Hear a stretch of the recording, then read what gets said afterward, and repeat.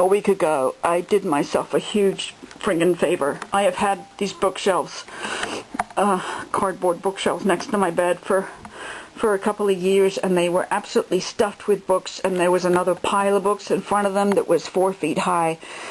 And what's happening is I reach over and I look at what I've got, and I don't feel like reading any of them. I realize the point comes where you look at the books you've got, and these are the books that you wish, you used to be the kind of person that would read that. You really would read some non-fiction tome that weighs 1.5 pounds and learn stuff and be really proud of yourself. But right now I'm not in the mood for overwhelming heavy stuff.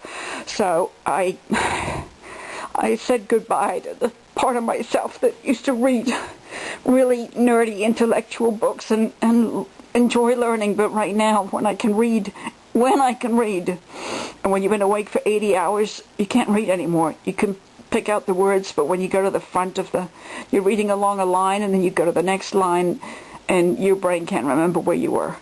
So then you go up and you read the paragraph before, and now you don't remember reading it at all, and then you go back to the next page, and you've already forgotten what was on that page. So a week ago I did myself a huge favor, and I went through all these books, and I built a tower about 6 feet high of books that I really believed I could read, and threw them out. So what's left is the books that I might actually think are fun. Also, I bought some books that I read in my childhood that might be fun to read again at the end of my life. And I remember there were books that, you know, you're an angsty young kid and you just read a book to escape from reality. And I'm sorry to admit it, but when I was a kid, the series that I had, being English, was the famous 5. And in lots of ways they were abominably sexist, and in lots of ways they were really cool. But I found this, the famous 5 collection, so I don't know if I'll even make it. They've got the same black and white weirdo illustrations. I'm going to try for those.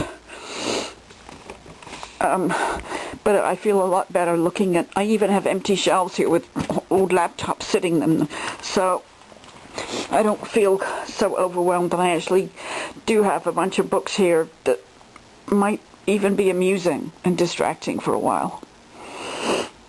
Anyway, if you're at that stage where you're just looking at books that you don't want to read anymore, I give you permission to look through them and hold them for a second and flip through and say goodbye and put them on the stack and sell them to the used bookstore.